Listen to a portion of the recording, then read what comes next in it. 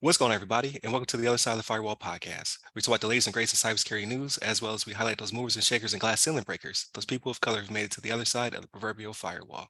My name is Ryan Williams, and as always, I'm joined by Shannon Tynes. What's up? What's up? And then our two special co-hosts that we'll have for the entire week. So we have the podcast hosts of the Making It Make Sense podcast, as well as in their day-to-day lives. We have Ieshea Hollins. She is a founder and CEO of Direnzic Technology, as well as a digital forensic trailblazer, as well as a PMP and so many other titles. And then we have her co-host, which we're happy to have on the show. He is a retired FBI agent, as well as he is a senior GRC evangelist. I'm trying to get these words all together. Out in the field, so recently retired. So we're glad to have you on the show as well. And they have a podcast calling it Making It Make Sense podcast that will be debuting sometime in the near future. So we'll talk about that throughout the week as well. But without further ado, I'll give it to Shannon. All right, everybody. So this article is actually from darkreading.com, and this was written by the Dark Reading staff, and it's suspicious smartwatches mailed to U.S. Army personnel. So unknown senders have been shipping out smartwatches to service members in the Army, right? Leading to questions like, hey, what's the motive here? What's on them? What could be happening with these? And this is kind of interesting, right? Because I know even though these are getting sent randomly to Army personnel, it is Space Force that's actually talking about doing something a little similar to this. Now, they're not mailing them out to people, right? But they're going to be doing fitness trackers, right? So like people are going to have fitness trackers to where they're trying to get away from the conventional fitness test, right? So these Army folks, so this is news, right? So like this is something that came out last year. It was like, I want to say it was like last summer or something like this. They were talking about it, and it was kind of groundbreaking that the Space Force was going to do this. So these Army folks could be unsuspecting in that they're like, oh, maybe the Army is doing this too, right? And they're just hooking stuff up, oh, I got a smartwatch, you know what I mean? I don't gotta buy it myself, you know what I mean? Army, Uncle Sam provided this to me. No, that's not the case. Somebody's out to get you, right? If it's too good to be true, it usually is, right? Like that's the saying. If it's too good to be true, it usually is. And this is one of those instances, right? So they don't know why it's being sent to them.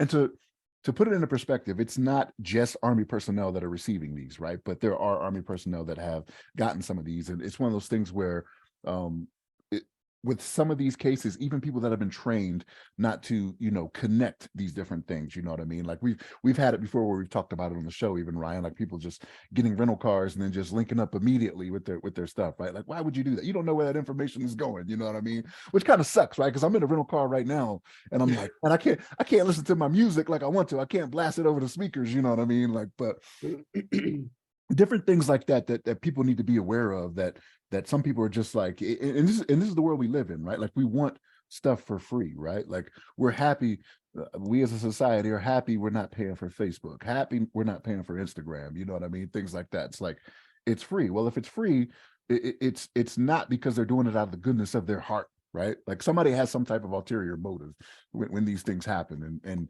I have a sense that's what's going on here, you know what I mean? But Ieshea, what's your thoughts on this? When you are not paying for the product, you are the product, right? Right. So it's one of those situations where, as we say all the time, there is no such thing as free. If it came to you, and this is, to me, I found this a little hilarious. It's like with everything else, right? Everything progresses. It gets a little bit more advanced, right? Especially in the world of technology. So you have like those USB sticks that we used to find everywhere. What they tell us, especially on college campuses, because that was our saving grace, right? Trip and fall over a free USB. What? Right? You pick it up, you plug it in. And now we have it to where you gonna send me a smartwatch. But I think it's unfortunate that we're sending it to U.S. Army personnel or whatever. Considering, in a lot of cases, I want something free. I've given of myself. I'm barely making, whatever minimum pay is, right? It's like, oh, this is nice, right? Except it takes us back to that where we start talking about our identity and identity theft. And what's the worst that can happen if I connected my smartwatch, right? Like, what are they going to learn? How many beats per second, and so what I don't like is how minimally some of us think about what can be done, some of the things that you'll run into if I give up this, if I just connect to the smartwatch. So for me, it's like, okay, fine. So I've connected and they've connected to the things. And Miguel, what can happen from there? Well, there's, I shouldn't say this, but I'm going to do it anyway. You will. When you start to think about all of the information we give away, I've heard it referred to as like digital exhaust, so on and so forth. There's a reason why in the 1940s and 30s and even in the 50s, when law enforcement was targeting an individual, they would go through their trash. Yes. Right. So you had a trash cover, right? You're going through, you're looking at the mail, and people didn't have shredders back then. And so you see that. So you can get a ton of information. CVS uses this kind of information. I think there was a story I read probably about 10 or 15 years ago that based on buying habits, I think Target was able to identify that a teenage girl was pregnant before her parents knew, and started sending advertising to them based on the behavior they had seen at the store. It's either that or it's Walgreens, is one of the two of them. So the thing about it is that we only think about ourselves in the way that what we intend to happen, but we don't realize that the bad guy gets a vote as well. Right. And so that's the thing that when you start to think what's the worst that can happen, that's when you need to have friends who are, the paranoid friends. Right. They start talking about all the bad things that can happen. It's like, man, you could take this smartwatch and then they could detect an arrhythmia in your heart. And then if you're talking about a nation state, the future of medicine is really using DNA to make medicine more potent. Right. So that you can actually target medicines towards your specific DNA. And so if you take that information along with the DNA information, because a lot of people send in their stuff to, China, not realizing that it's going to China with all these, 23andMe, most of these DNA tests are actually being processed in the PRC. So then if it's a hostile intelligence service, you marry those two things up, and then you can see them do what we saw Russia attempt to do, which is assassinate somebody using radioactive type poison. But they could do it through the medicine, right? Because this is the same culture that's already even cloned a human being. I want to say it was like in 2015 or 14, they cloned a human being, and then they kind of like backed off because there was an outrage that was associated with that. So you start putting all these things together. Everybody needs to have that crazy person who starts thinking about, all the things that can go wrong, and then just remind them what can go wrong. You just need to not be early in the paranoia, though. That's the thing, right? Because like if you do it too early, people are like, "Oh, he's crazy," What I mean? That's what it is. But no, I'm with you, right? I definitely understand that, because I know sometimes with my family, they're kind of like, "What are you talking about?" Like everybody does this. I'm like, "No, don't do that." You know what I mean? Like, do not do that. Like, woman, what do I do when I go to work? Let me tell you. I know what I'm talking about here. You know what I mean? I don't know about not being too early in the paranoia. I don't know how you guys feel about cross referencing stories, but did you guys hear about the recent where there was a lady that had to pull all of her Alexas offline because her Alexa was storing her recordings, and then it sent out and emailed her video recordings from her house to various people, and one of her contacts called her and said, "Unplug all of your Alexas right now." I did not hear about that. No. Okay, well, I'm sorry that I did that to you, but No, I good. will send you guys the link, right? But I bring it up only because, like, for the longest, I have in all of my classes and all of my trainings, I've told people I do not have an Alexa and will not put an Alexa in my house. And I've had so many people, "Are you crazy? Like, oh, you're just super paranoid." And I would tell people, Alexa is listening. Alexa is storing. Alexa, like there were so many cases, I'm sure, Miguel can probably chime in. I don't want to keep assuming that, but right, the cases that to which I've worked. So I know if I've been called on them, I can only imagine, right? But where Alexas were pulled and actually taken, they were actually confiscated, and data from an Alexa can be used in court cases. But I've been saying this, oh my goodness, for years and years. And so the video comes out, somebody shared it with me a couple days ago. And she's like, oh no. And so now I'm terrified. And so it was so funny because in this video, she literally has 6 Alexas in her arm. She went from room to room, Oh, wow. unplugging. And so she holds them up and she goes, I don't know which of them it was, but it was one of these. One of these Alexas is a snitch. I don't know which one. That's very true. Like, no, like, so and that's great to include in here as well, because I don't think a lot of people know that. And you can disable the data retention feature. They bury it so deep, Yes. like to find it, you get frustrated. You're like, just fine, record me. Yeah. And then this happens. But no, I think you guys hit everything that I would have hit.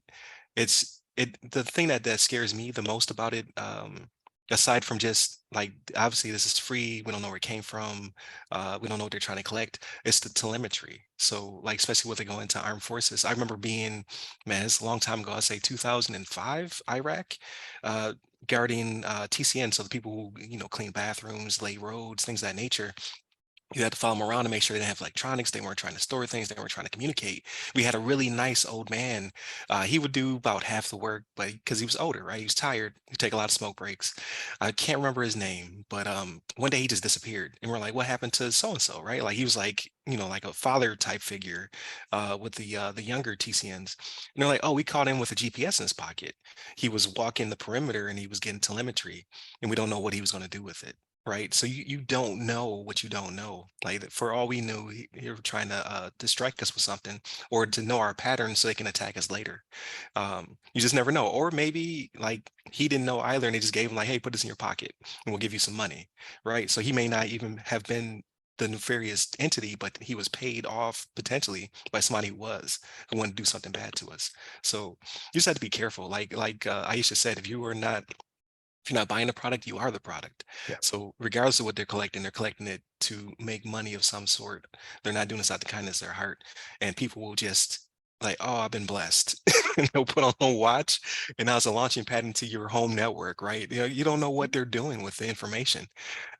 So you just have to, again, be vigilant, sometimes hyper vigilant, but have those friends like the Shannons and Iesheas and Miguel's who will be like, no, don't do that.